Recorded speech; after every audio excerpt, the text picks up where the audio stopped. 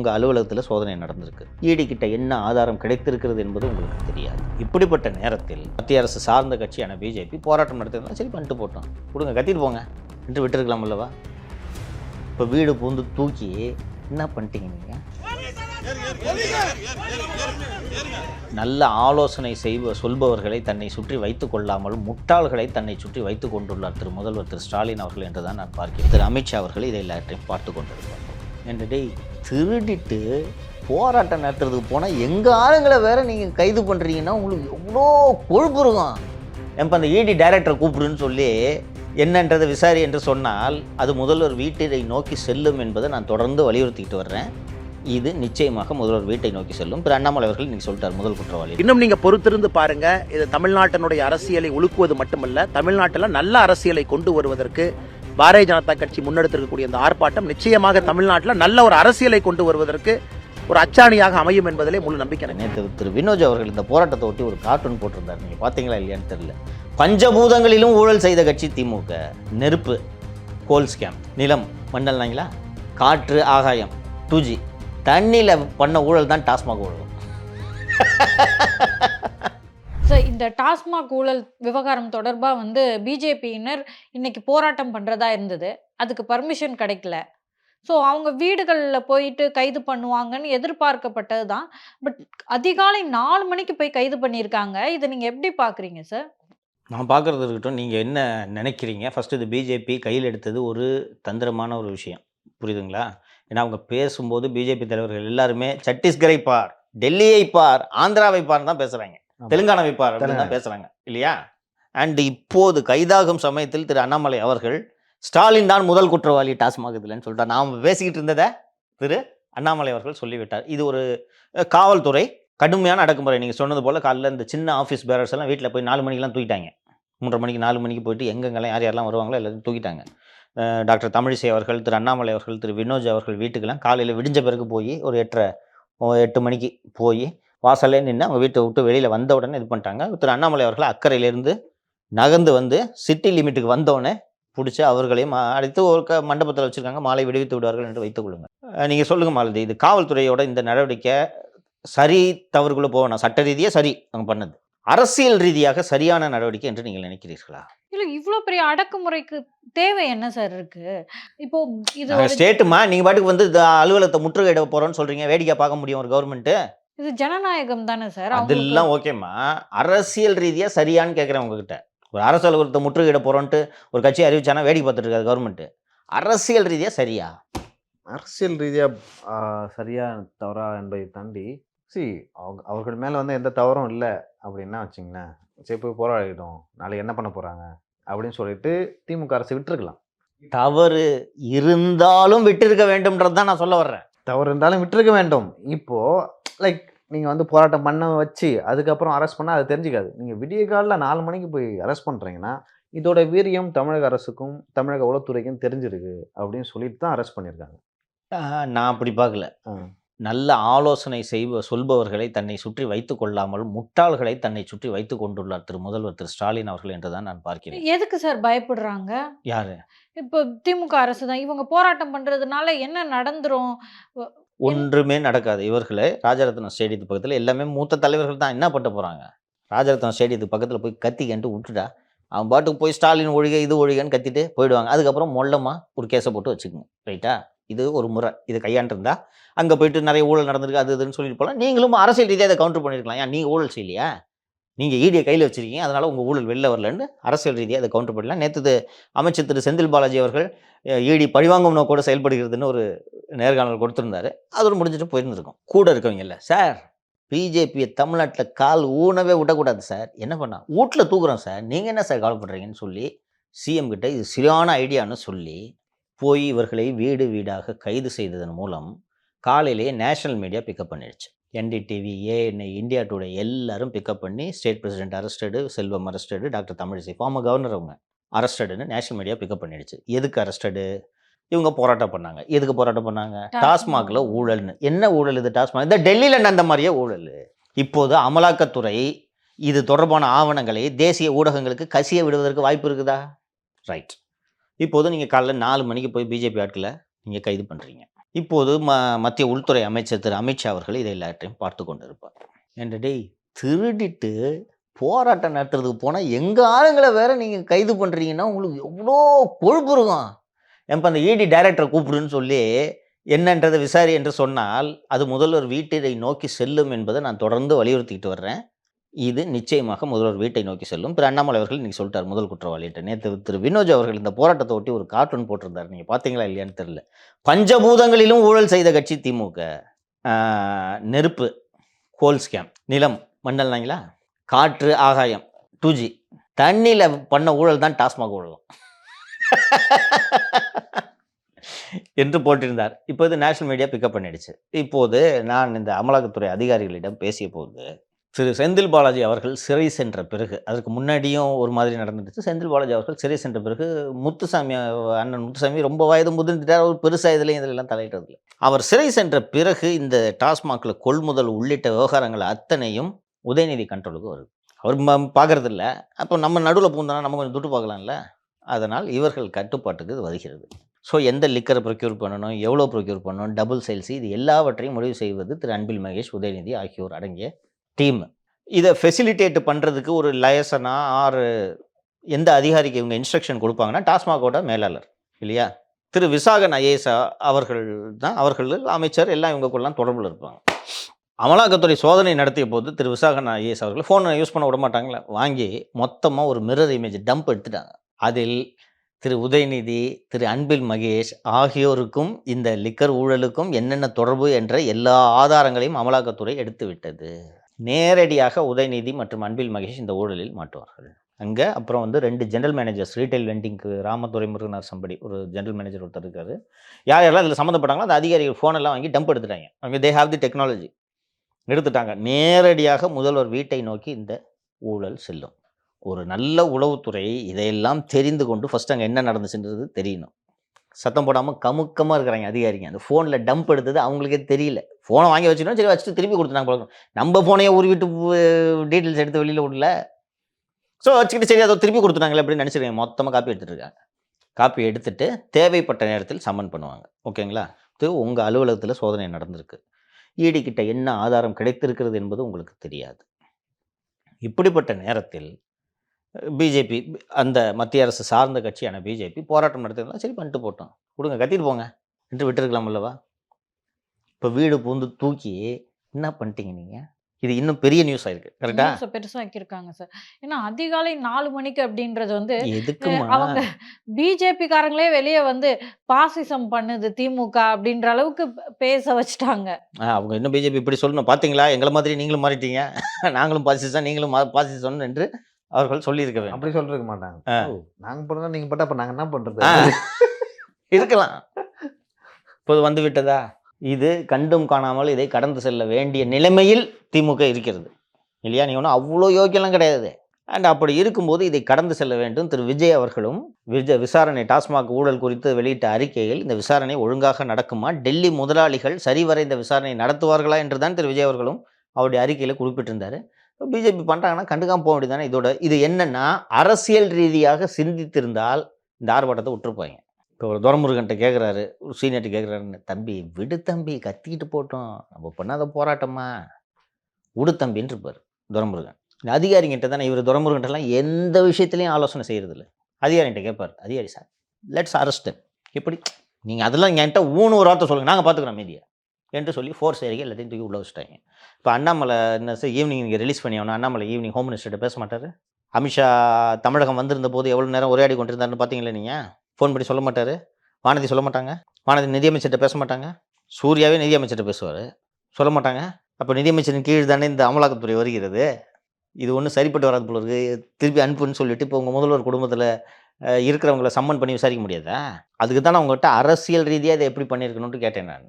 But sir ஏற்கனவே பார்த்தீங்கன்னா இந்த ஜாஃபர் சாதிக் கைதா இருக்கட்டும், மணல் விவகாரமாக இருக்கட்டும், எதுலேயும் பெருசாக அடுத்த கட்டமாக முன்னேறலை சார். அப்படி இருக்கும்போது இப்போ பிஜேபி இதை கையில் எடுத்திருக்குன்றதை வச்சு நீங்கள் இதை பாருங்க. அன்னைக்கு மணல் பற்றி அண்ணாமலை பேசினாரா? வாய் திறந்தாருப்பா? ஒரு வார்த்தை பேசல. அதுக்கு பின்னாடி இருக்கிறது என்ன விட்டுருங்க. இன்னைக்கு ஏன் பேசுறாரு? போராட்டம் அறிவிச்சிருக்காங்கம்மா, அதை வச்சு தானே நீங்கள் பார்க்கணும். டெல்லியோட அறிவுறுத்தல கூட இருக்கலாம். அது அதை மறுக்க மாட்டேன் நான். டெல்லி சம்மந்தம் இல்லாமல் இந்த இஷ்யூ ஏன் எடுக்கிறேன்னு சொல்லுவாங்க இல்லையா? அப்போ டெல்லியோட கன்கரன்ஸ் இல்லாமல் இந்த இஷ்யூவை பிஜேபி கையில் எடுத்து அக்ரெசிவாக பண்ண. இன்னைக்கு திமுக விமர்சிக்கிறதுக்கு 100 மேட்டர் இருக்குது. இந்த விஷயத்தை ஏன் கையில் எடுக்கிறாங்க? சார் இப்போ சார் போராட்டமே பண்ணிட்டாங்கன்னு நம்ம வச்சுப்போமே, போராட்டம் பண்றாங்க இல்லை கொஞ்சம் அப்படியே கத்த ஆரம்பிக்கிறாங்க, அப்போ கைது பண்றாங்க அப்படின்னா கூட மீடியா எப்படி உங்க கையில தான் இருக்கு. திரும்பவும் போய் இபிஎஸ் வர்சஸ் செங்கோட்டையன், விரிசலா உரசலா அப்படின்னு சொல்லிட்டு அவங்க ஃபன் பண்ணிட்டு இருக்க போறாங்க தனியா. நீங்க இது எதுக்கு மறைக்கிறீங்கன்னு எனக்கு புரியல. இப்போ இது மேலிடத்துக்கு போகும்போது கண்டிப்பா உங்களுக்கு கோவத்தை உண்டு பண்ணும். அப்ப நீங்க சொன்ன மாதிரி வந்து தமிழகத்தில் இருக்கிற முக்கிய தலைவர்கள், பாஜக தலைவர்கள் வந்து எல்லாம் அவங்கவுங்க ஏரியாவில் தான் வந்து அந்த போராட்டம் நடத்துவாங்க. எல்லாம் ஒன்று கூடி இந்த போராட்டத்தை நடத்தும்போது இதோட கண்டிப்பா வந்து டெல்லி அறிவுறுத்தல் இல்லாமல் பண்ணியிருக்க மாட்டாங்க. சொல்லுங்க, தே ஆர் ஆர்கனைசிங். அங்கங்கே போராட்டம் பண்ணாமல் ஆர்கனைஸ் ஆகி பண்ணணும்னு ஒரு முடிவு எடுக்கும்போது டெல்லி அறிவுறுத்தல் இல்லாமல் எப்படி நடக்கும்? இன்னொன்று டிப்பு கூட கொடுத்துக்கலாம். யோ வசம் மாட்டுக்கிறாங்க, எடுங்க அதை கையில், வாயே திறக்க முடியாதுன்னு சொல்லியிருக்கலாம். அத உங்க பாணியில நீங்க அதை சரி பண்ணி இருக்கலாம், ஓகேவா? அதை விட்டுட்டு நீங்க வந்து இந்த எல்லாம் மாதிரி அனுமதியே கொடுத்துடக்கூடாது. இல்ல, அனுமதிக்கல. இதுக்கும் அனுமதி இல்லை, இதுக்கும் அனுமதிக்கல. அனுமதி இல்லை. இது முற்றுகை போராட்டம். முற்றுகைக்கு எங்கே அனுமதி கொடுப்பாங்க? நான் என்ன சொல்கிறேன், ராஜரத்னம் ஸ்டேடியத்துக்கிட்ட வந்து முற்றுகை பண்ணிக்கப்பான்னு சொன்னால் இதுதான் நாமு. ஒரு 100 பேர் வந்திருப்பாங்க. இன்றைக்கும் நான் ராஜரத்னம் ஸ்டேடியத்துக்கிட்ட தான் திரு கருநாகராஜன்லாம் கைது பண்ணியிருக்காங்க. 1000 பேர் வரட்டுமேப்பா, ஃபோர்ஸ் இறக்க முடியாதா? பக்கத்தில் தான் ஏஆர் பேரக்ஸ் இருக்குது புதுப்பேட்டையில். ராஜரத்ன ஸ்டேட் அப்படியே அரெஸ்ட் பண்ணி அப்படியே ராஜரத்ன ஸ்டேடியத்து உள்ளே உட்கார வச்சுட்டு 2 பட்டசோறு மதியம் வாங்கி கொடுத்துட்டு போங்க சாயங்காலம் எல்லாம் கிளம்பி போங்கன்னா முடிஞ்சு போச்சு. நீங்கள் உங்கள் மாலதி சொன்ன மாதிரி மீடியா உங்ககிட்ட தான் இருக்குது. இன்று மாலை வழக்கம் போல் சட்டசபையில் கலக்கிய முதல்வர்னு ஒரு விவாதம் பண்ணிட்டு போங்க. தோல்வியுற்ற நம்பிக்கை இல்லா தீர்மானம், சபாநாயகர் மீது தோல்வியுற்ற நம்பிக்கை இல்லா தீர்மானம் அதானே பண்ண போகிறீங்க. ஜனம் டிவியை தவிர வேறு எதுலையும் வரப்போகிறது இல்லை இல்லையா? சோஷியல் மீடியாவில் 2 பேர் ஃபோட்டோ எடுத்து போட போகிறாங்க. இதை எளிதாக இருட்டடிப்பு செய்துவிட்டு கடந்திருக்க முடியும் அல்லவா? காலையில் இந்தியா டுடே, என்டிடிவி, ஏஎன்ஐ ஏன் பிக்கப் பண்ணுறாங்க? என்டிடிவி இந்த ஆர்ப்பாட்டத்தை பிக்கப் பண்ணியிருக்கோன்னு நினைக்கிறீங்களா நீங்கள்? பண்ணாலும் பெருசா எடுபட்டிருக்காது. பண்ண மாட்டாங்கம்மா, நான் சொல்கிறேன். கைதுன்றதுனால தான். தமிழ்நாடு லிக்கர் கரப்ஷன் ஹேஷ்டாக் ஒன்று போடுவாங்களா? ஒன்று போடுவாங்க, அப்படியே ஸ்க்ரோலில் ஓடும். ஆ, அப்படியே எங்கேருந்து ஆரம்பிங்க, இந்த மாதிரி வந்து டெல்லியில் நடந்துச்சு, அதுக்கப்புறம் வந்து சத்தீஸ்கர், தமிழ்நாடு. தெலுங்கானா முன்னாள் முதல்வரோட மகள் கைது செய்யப்பட்டார். அடுத்தது டெல்லியில் அரவிந்த் கெஜ்ரிவாலின் பதவியை காவு வாங்கியது போல ஸ்டாலின் பதவியை காவு வாங்குமா?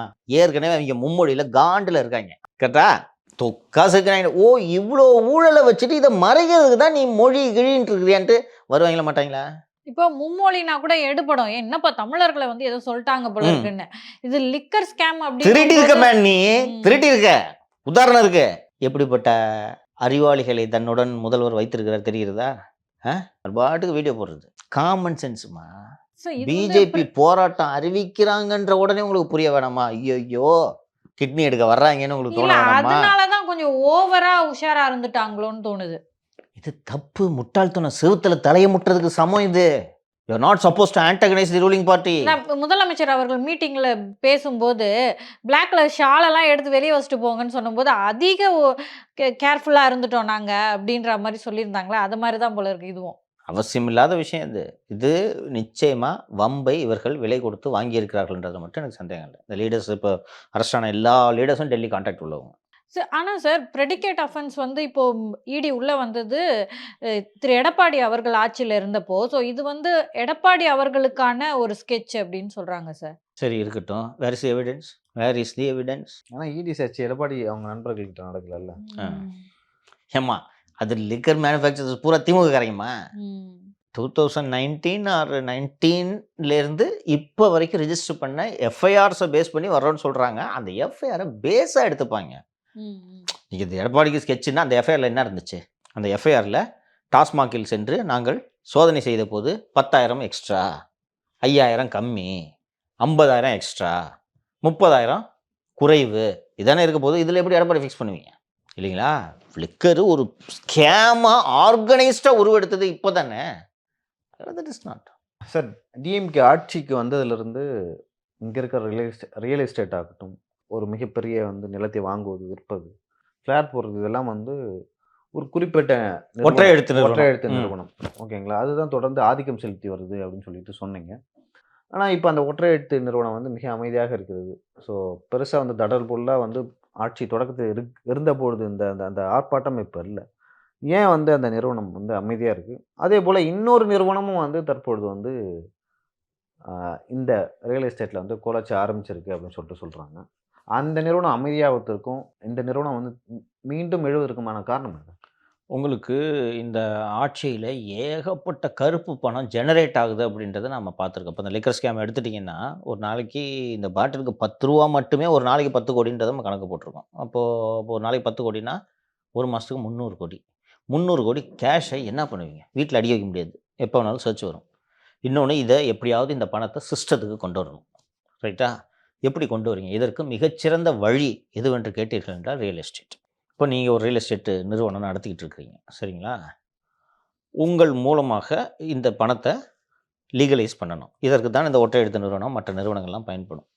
ஸோ என்ன பண்ணுவாங்கன்னா, இங்கேருந்து இந்த 300 கோடியவோ, 500 கோடியவோ, இல்ல 1000 கோடியவோ ஆ வடநாட்டில் இருக்கக்கூடிய என்பிஎஃப்சி. என்பிஎஃப்சினா நான் பேங்கிங் ஃபினான்ஷியல் கார்ப்பரேஷன்ஸ். தனியார் நிதி நிறுவனங்கள். ஸ்மால் பேங்க், பெரிய பேங்க் கூட இருக்கலாம். என்பிஎஃப்சி, இந்த பஜாஜ் ஃபினான்ஸ், இது மாதிரி பெரிய பெரிய நிறுவனங்கள். எல்லா நிறுவனங்களும் இந்த வேலையை செய்யாது. ஒரு சில நிறுவனங்கள், இதற்கென்றே சில நிறுவனங்கள் இருக்கு. நான் இப்போ ஹவாலா மூலமா 1000 கோடிய மும்பையில் ஒரு நிறுவனத்துக்கு, ஒரு என்பிஎஃப்சிக்கு அனுப்பிச்சிட்டேன்னா, அந்த என்பிஎஃப்சியிடமிருந்து இந்த ரியல் எஸ்டேட் நிறுவனங்கள் லோன் வாங்கும். புரியுதுங்களா? நீங்கள் 1000 கோடி கொடுத்தீங்கன்னா 1000 கோடியை அந்த ரியல் எஸ்டேட் நிறுவனத்துக்கு அந்த நிதி நிறுவனம் லோனாக கொடுக்கும். அந்த நிதி நிறுவனம் 1000 கோடி இதில் பம்ப் பண்ணிச்சுன்னா சிஸ்டத்துக்கு வந்துருச்சா? பேங்க்லேயே வந்துருச்சா?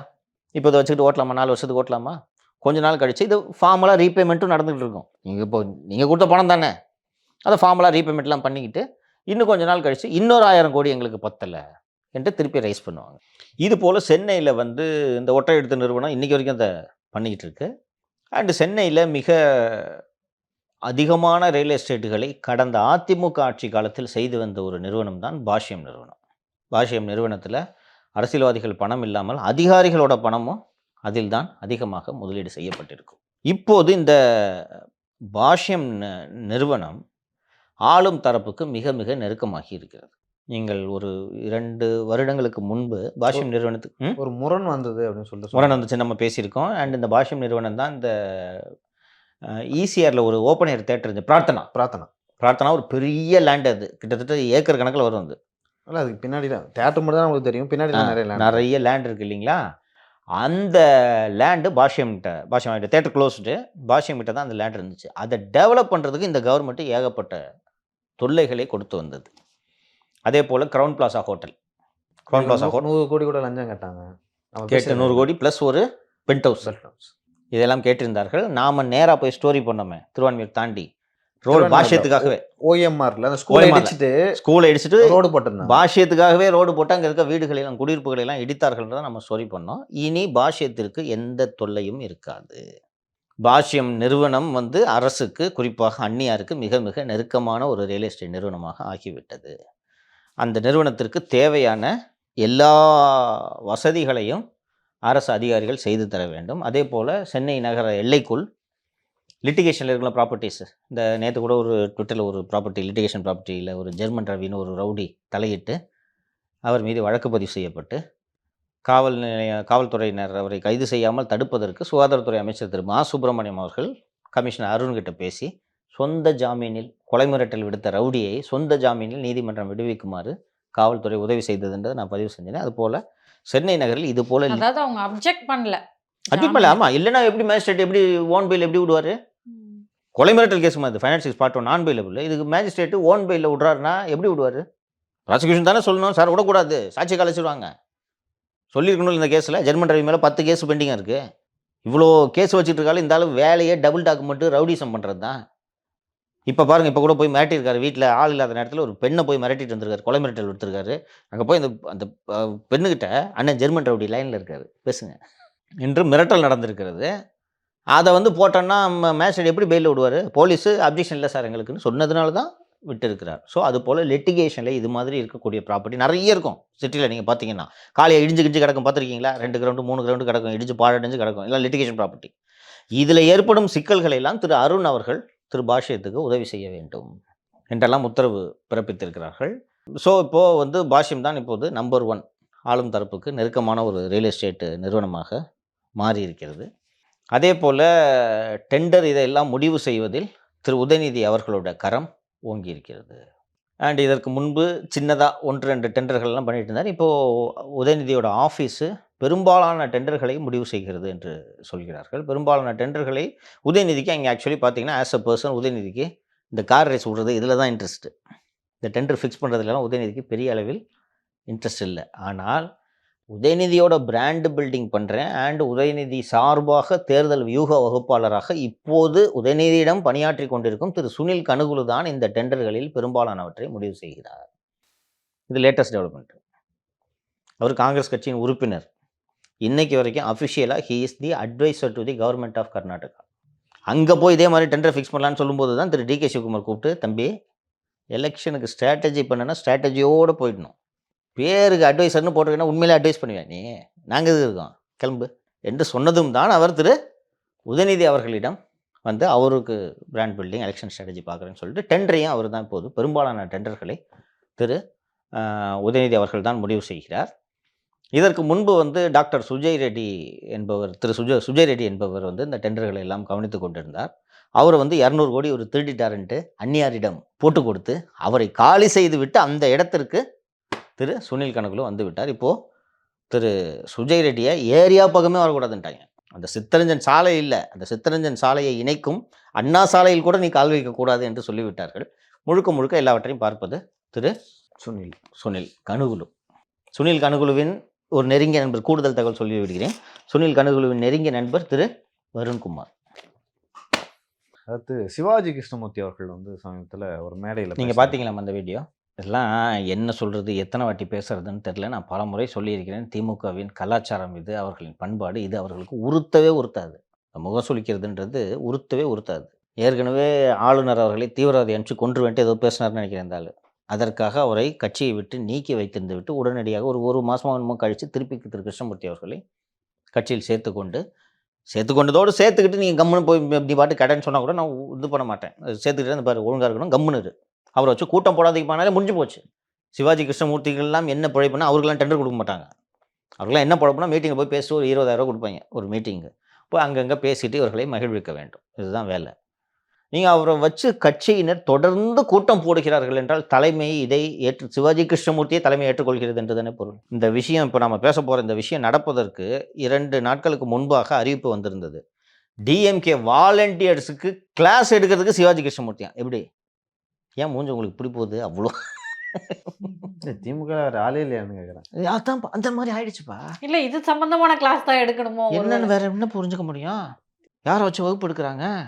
என்ன நினைக்கிறாங்க சார்? இப்போது பேசாத ஒருத்தர் இருந்தால் கூட அவர் ரொம்ப அறிவாளிங்க அப்படின்னு சொல்லிட்டு ஒரு இமேஜை பில்ட் பண்ணலாம் தலைவர்கள்கிட்ட. இவர் தான் டெய்லி பேசிகிட்டு இருக்காரு, டெய்லி எல்லார்ட்டையும் உத வாங்கிட்டு இருக்காரு.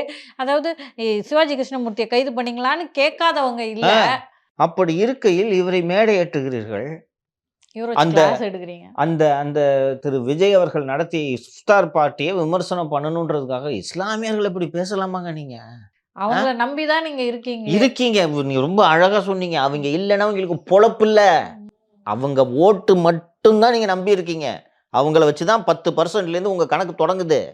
அவர் ஒரு நோம்பு நிகழ்ச்சி நடத்திட்டு போறாங்க. நீங்க என்ன உண்மையிலே சிறுபான்மையினர் காவலரா நீங்க? இல்லை உங்களுக்கு தான் அத்தாரிட்டியா பட்டா போட்டு வச்சிருக்கா? முஸ்லீம்ஸ் வேற எங்கேயும் போகக்கூடாதா? அது போயிட்டாருன்றதுக்காக விஜயை இழிவா பேசுறேன்னு சொல்லிட்டு நீங்க இந்த இஸ்லாமிய சமூகத்தினர் இழிவா பேசுறாங்க. இன்னும் அரெஸ்ட் பண்ணிருக்க வேணா? வழக்கு பதிவு பண்ணியிருக்கேன். அதாவது இவங்க ஏதாவது கம்ப்ளைண்ட் கொடுத்துருக்காங்களா? கம்ப்ளைண்ட் போயிருக்கு. வண்ணாரப்பேட்டை காவல் நிலையத்தில் அந்த நிகழ்ச்சி நடந்த ஜூரிஸ்டிக்ஷன்ல வண்ணாரப்பேட்டை காவல் நிலையத்தில் புகார் போயிருக்கிறது. இதுதான் வந்து இரு பிரிவினருடைய வந்து வன்முறையை தூண்டுறது. கரெக்டுங்களா? ஒட்டு மொத்தமா சமூகத்தை இழிவுபடுத்துறது. இது சின்ன விஷயம் கிடையாது. தாழ்த்தப்பட்ட மக்களை ஏமாத்துறாங்கன்னு பேசுனா இரு பிரிவினருக்கிடையே வன்முறைன்னு எஃப்ஐஆர் போட்டிருக்கீங்க. இதுக்கு கம்ப்ளைண்ட் போயிருக்க போட வேண்டியதானே எஃப்ஐஆர்? அதுவும் மன்னிப்பு கேட்டிருக்காரு. மன்னிப்பு கேட்டு ஒரு வீடியோ போட்டிருக்காரு. நான் அந்த மன்னிப்பு பாத்தீங்களாங்க சார்? விஜயை வந்து நான் பேசினதை திருச்சி சொல்லிட்டாங்க. அதுல திரிக்கிறதுக்கு என்னமா இருக்கு? என்ன வார்த்தைமா? அந்த வார்த்தையை பயன்படுத்த விரும்பல, அந்த வார்த்தையை சொல்ல விரும்பல. அது திரிக்கிறதுக்கு என்ன இருக்கு? இல்ல காதல் நமக்கு தப்பா கேட்டுச்சா? வீடியோ தான் இருக்குல்ல. என்ன வார்த்தை? மேடையில பேசின வீடியோ தானே அது. என்ன பேசுறது தெரியும். திரிக்கிறதுக்கு என்ன இருக்கு அதுல? இல்லை, ஏற்கனவே அவர் வந்து 3 முறையோ 4 முறையோ பேசினாரு. இந்த 3 முறையும் வந்து இந்த மாதிரி தான் வந்து ஒரு மன்னிப்பு கேட்ட வீடியோ வரும். பிறகு வந்து கட்சியில சேர்த்துப்பாங்க. இது இஸ்லாமிய மக்கள் இந்த கட்சி எப்படிப்பட்ட கட்சின்றதை புரிஞ்சுக்கணும். உங்களை எப்படி வாக்கு வங்கிகளாக மட்டும் பயன்படுத்துகிறார்கள், உள்ளபடியே அவர்கள் உங்களை பற்றி என்ன மனதில் புரிந்து கொண்டிருக்கிறார்கள், என்ன நினைப்பில் உங்களை வைத்திருக்கிறார்கள்ன்றதை இஸ்லாமிய பெருமக்கள் புரிந்து கொள்ள வேண்டும். அவ்வளவுதான் சொல்ல விரும்புறேன். பெரிய விமர்சனங்கள் இல்லை சார். இஸ்லாம் மக்கள் கிட்ட பெரிய ஒரு அதிருப்தி இருக்க மாதிரி தெரியல. அவங்க தான் அங்கே போய் அடக்கலாம் ஆயிட்டாங்கல்ல. இதெல்லாம் கூட்டணி கட்சின்னு தானே பேசியிருக்கணும். இந்த மாதிரி ஆளை வந்து நீங்கள் எப்படி கட்சியில் வச்சுருக்கீங்க? கூட்டணி கட்சிகள் பேசணும்ல. போய் இந்த நோன்பு தொடங்கியதிலிருந்து தொடர்ந்து 5 நாள் திரும்ப தான் வீடியோ போட்டுட்டு இருந்தார். இன்னைக்கு காலையில் இங்கே நோன்பு திறப்பு, இன்னைக்கு மாலை இங்கே நோன்பு திறப்புன்னு 3 நாள் 4 நாட்களுக்கு. இது வேற, அதுலேயும் விஜய் கூட போட்டி.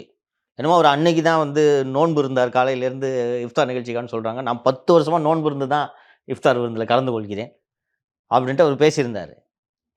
அவர் இதை பேச வேணாமா? இப்படி பேசலாமா நீங்கள் என்ன? இல்ல இப்போ இஸ்லாமியர்கள் வந்து திரு விஜய் அவர்கள் நோன்பு திறக்கும் போது கூட போயிட்டாங்கன்றது தான் இவரோட அதோட கிரீவன்ஸ். குற்றச்சாட்டு. ஆமாம் ஓகே, ஆமாம், கிருஷ்ணமூர்த்தி அவருடைய குற்றச்சாட்டு. ஏன் போக கூடாதா? அதான் நான் கேட்குறேன். நான் பட்டா போட்டு வச்சிருக்கான்னு கேட்குறேன். நீங்கள் தான் காப்பிரைட் ஓனரா நீங்கள் இஸ்லாமிய பெருமக்களுக்கு? நாங்க எல்லா இடத்துலயும் 4 பேரை வச்சுப்போம் அப்படின்னா இப்ப நீங்க என்ன சொல்ல வரீங்க?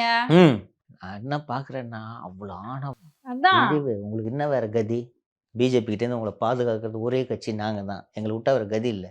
நீ பாட்டுக்கு நடிகன் சொல்லிட்டோம், நடிகன் இஃப்தார் வந்து கொடுத்தா போகிறீங்க. நாங்கள் இவ்வளோ கஷ்டப்பட்டு உங்களை பிஜேபி கிட்டேருந்து பாதுகாத்துக்கிட்டு இருக்கோம். நன்றி இல்லையா உங்கள் சமூகத்துக்கு? இந்த திமிரு தான் இந்த பேச்சு. இந்த கட்சி எப்படிப்பட்ட கட்சி? சிவாஜி கிருஷ்ணமூர்த்திலாம் கட்சி வச்சிருக்கிற கட்சி எப்படிப்பட்ட கட்சின்றத இஸ்லாமிய சமூக மக்கள் புரிந்து கொள்ள வேண்டும். ஏற்கனவே வந்து முக்தார் அவர் மேல ஒரு எஃப்ஐஆர் இருக்கு. அது கைது இருக்குது. பண்ணல. சிஎம் முதல்வர் பார்க்குறாரு, துரைமுருகன் பார்க்குறாரு, அவரை எஃப்ஐஆர் நிலுவையில் இருக்குது. உங்களுக்கு ஒரு அருவருப்பு வரவேனா இப்படி பேசுகிறவனை கிட்ட சேர்க்கக்கூடாதுன்றது நார்மலான ஆட்களுக்கு மனசில் தோணும் இல்லையா? அவரை கூப்பிட்டு முதல்வர் பார்க்குறாரு, பொதுப்பணித்துறை அமைச்சர் பார்க்குறாரு, கட்சியின் பொதுச் செயலாளர் அவர் கூப்பிட்டு பார்த்து ஃபோட்டோ எடுத்துக்கிறாருன்னா, நல்லா நீங்கள் அதை யோசிச்சு பார்த்தீங்கன்னா அவங்களுக்கு இது தப்பாக தெரியலன்றது உங்களுக்கு புரியும். நம்ம நேற்று வந்து வைரமுத்து நிகழ்ச்சியில் முதல்வர் கலந்துக்கிட்டாரா இல்லையாப்பா? கலந்துக்கிட்டார். 15க்கும் மேற்பட்ட பெண்கள் புகார் கொடுத்துருக்காங்களா? 15க்கும் மேற்பட்ட பெண்கள். ஒருத்தர் சொல்கிறது பொய்யா இருக்கலாம், 2 பேர் சொல்கிறது பொய்யா இருக்கலாம். இன்னொன்று, இவர் மேலே என்ன போறாமல் எதுக்கு அந்த பெண்கள் பொய்யாக குற்றச்சாட்டு சுமத்த வேண்டும்? மீண்டும் மீண்டும் மேடை ஏற்றுறீங்களா நீங்கள்? உங்களுக்கு இது தப்பாக தெரியல, தெரியுதா? இவர்கள் தான் பெண்ணிய காவலர்கள் போல வேடம் போடுவார்கள். இறுதியாக இந்த இப்போ தான் சிவாஜி கிருஷ்ணமூர்த்தியை பற்றி பேசுனீங்க. இது போல நில அபகரிப்பு செய்வர்கள், நான் கொஞ்ச நேரத்துக்கு முன்னாடி இந்த ரவுடி ஜெர்மன் ரவி மேட்டரும் சொன்னேன், எப்படி பாதுகாப்பு அவருக்கு கிடைத்தது என்று. கோவை மாவட்டத்தில் மதுக்கரையின் நகராட்சி தலைவராக இருக்கக்கூடிய திருமதி நூர்ஜஹான் என்பவர் மதுக்கரை திமுக சார்பில் இப்போ நகராட்சி தலைவர். கிட்டத்தட்ட 4 ஆண்டுகளாகவே அவருக்கு 2 மகன்கள். ஒருத்தர் பேர் ஷாருக் கான், ஒருத்தர் பேர் சல்மான் கான். அவர்கள் இருவரும் வந்து சட்டவிரோதமாக கனிமங்களை கேரளாவுக்கு கடத்துகிறார்கள் என்று பல வருடங்களாக அந்த பகுதி மக்கள் புகார் தெரிவித்து வருகின்றனர். கடந்த வாரம் 15ஆம் தேதி கனிமவள அதிகாரிகள், அசிஸ்டன்ட் ஜியாலஜிஸ்ட் ஒரு லேடி ஆஃபீஸர் வந்து போய் செக் போஸ்ட்டில் போய்ட்டு 2 வண்டியை பிடிக்கிறாங்க. 2 வண்டியை பிடிச்ச உடனே டிரைவர்லாம் இறங்கி ஓட்டிடுறாங்க. வண்டி எடுத்து செக் பண்ணால் எஸ்கே டிரான்ஸ்போர்ட்ஸ் என்ற பெயரில் அந்த வண்டி பதிவாகி இருக்கிறது. அந்த எஸ்கே டிரான்ஸ்போர்ட்டின் உரிமையாளர்கள் இந்த மதுக்கரை சேர்மேனோட மகன்கள், இந்த ஷாருக் அண்ட் சல்மான்ட்டு நான் சொன்னேன். இந்த 4 வருடங்களில் 240 கோடி மதிப்பிலான கனிமங்களை சட்டவிரோதமாக ஏற்றுமதி செய்திருக்கிறார்கள். நார்மலாக இந்த ஸ்கேம் எப்படி நடக்கும்ன்றது உங்களுக்கு தெரியும். இத்தனை சதுரடியில், ஒரு 1000 சதுரடியில் நீங்கள் கனிமம் அள்ளிக்கலான்ட்டு கொடுத்தாங்கன்னா இவங்க ஒரு 2000 சதுரடியில் அள்ளுவாங்க. இவர்களுக்கு எந்த விதமான பர்மிட்டும் இல்லாமல் 4 வருடங்களாக 240 கோடி மதிப்பிலான கனிமங்களை சட்டவிரோதமாக, அதுவும் நம்ம ஊர் கூட இல்லை, கேரளாவுக்கு ஏற்றுமதி செய்திருக்கிறார்கள். வண்டி கையும் களவுமாக பிடிபட்டு விட்டது. இது பிடிபட்ட பிறகு கூட எந்த ஊடகத்திலும் செய்தி வராமல் இது மறைக்கப்பட்டிருக்குது. என்ன காரணம்னா, இந்த சல்மான் கான் என்பவர் இளைஞரணியோட நிர்வாகியாக இருக்கார். எந்த கட்சி சார்? எந்த கட்சியாமா இருக்க முடியும்? என்னம்மா கேள்வி? உங்கள் கேள்வியே தவறு. நீங்கள் அரசியலுக்கே லாயக்கு. எந்த கட்சி பண்ண முடியும்? இல்ல, நீங்க சொல்லணும்ல திமுக இளைஞர் அணி அப்படி சொல்லணும்ல. அம்மா, இளைஞரணியில் இருந்துட்டு தப்பு பண்ணுறதுனால நீங்கள் ஆட்டோமேட்டிக்காக புரிஞ்சுக்கணும் எந்த இளைஞரணி. சரிம்மா, உங்களுக்கு தெரிஞ்சு எந்த கட்சியிலம்மா இளைஞரணி நீங்கள் பவர்ஃபுல்லாக இருக்குது சொல்லுங்கள். மற்ற கட்சிலாம் இளைஞரணி இருக்கா இல்லையா? அதிமுக இளைஞரணி இருக்கிறதா இல்லையா என்பதே சந்தேகமாக இருக்கிறது. இளைஞர்கள் மற்றும் இளம்பெண்கள் பாசறைன்னு வச்சுருக்காங்க. அது இருக்குதா, வேலை செய்தானே தெரில. இளைஞரணின்னா நாட்டில் ஒரே இளைஞரணி. விஷயத்த சொல்லிருங்க, மாலதி ஃப்ளோவை கெடுத்துருச்சுன்னு கீழே திட்ட போறாங்க. அதெல்லாம் ஒன்றும் இல்லை. இதுதான் இது நியூஸை மறைச்சிட்டாங்க. கொடுத்துட்டீங்க, நீங்கள் திட்டுவாங்க. இதுதான் இன்சிடென்ட்டு. கிட்டத்தட்ட 4 வருஷமாக எல்லா செக் போஸ்ட்டையும் தாண்டி இந்த illegal quarry, illegal mines, minerals போயிட்டு இருக்குதுன்னா ஒரே ரீசனு, அந்த ஒரு திரு உதயநிதி அவர்களோடு இருக்கக்கூடிய புகைப்படங்களை பப்ளிஷ் பண்ணுங்க, அதில் பார்த்தேன். இதுதான் பர்மிஷனே வாங்கலை. எதுவுமேப்பா no permit, no permission. Permit இல்லாமல் நீங்கள் இந்த லாரியை ஒன்று மடக்கிட்டு பர்மிட் எங்கன்னு கேட்பாங்க. பர்மிட் இல்லைன்னா அப்படியே லாரியை சீஸ் பண்ணலாம், டீடைன் பண்ணலாம். ஒருவேளை கொடி கட்டியிருந்தாங்களோ? எது வேணாலும் இருந்திருக்கும். 4 வருடங்களாக செய்து கொண்டிருக்கிறார்கள். 4 வருடங்களாக இவர்கள் ஒரு வருடத்திற்கு 61 கோடி ரூபாய்க்கு சட்டவிரோதமாக கனிம வளங்கள் எடுத்து செல்லப்பட்டிருக்கின்றன. 4 வருடங்களில் 240 கோடிக்கு இந்த ஊழல் நடந்திருக்கிறது என்று அந்த தொடர் பகுதி மக்கள். செக்கிங் எப்பவுமே இருந்துட்டே இருக்கு சார். நம்மளே எப்படிமா செக் போஸ்ட் பார்க்குறோம்ல. இல்லாம நீங்க அந்த செக் போஸ்ட்ல பாத்துறீங்களா, வண்டி ஜிக்ஸாக்கா போகும், வேகமா கூட போக முடியாது. அப்ப யாருமே இதை தொடலைன்னா எந்த அளவுக்கு இவர்களுக்கு துணிச்சல், இந்த துணிச்சல் இளைஞரணியில் இருக்கக்கூடிய பதவி தரும் துணிச்சல். அப்போ இந்த இன்று இளைஞரணியை நிர்வகிப்பவர் கையில் நாளைக்கு ஆட்சி கிடைத்தால் என்ன ஆகும் என்பதை நாட்டு மக்கள் புரிந்து கொள்ள வேண்டும். அவ்வளவுதான். சரிங்க சார், இது வரைக்கும் பல்வேறு கேள்விக்கு வந்து பதில் சொன்னீங்க. உங்க கருத்துக்கு மிக்க நன்றி.